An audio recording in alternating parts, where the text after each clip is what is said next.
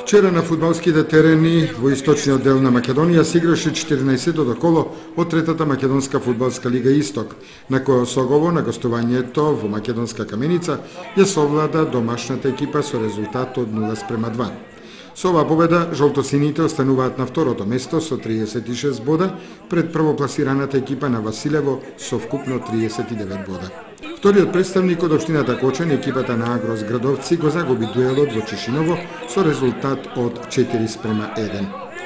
Еве ги и останатите резултати од 14-тото коло на кочанските лигаши. Тркање Слога 1934 4:0 и Зрновка 1 мај 2:1. Во рамките на првата лига жени, екипата на Иднина С со нерешен резултат се врати од жешкиот терен во Прилеп, ремизирајќи 2:2. Вториот представник од општината Кочани, екипата на женскиот фудбалски клуб Кочани, го загуби дуелот од екипата на Борец со резултат од 3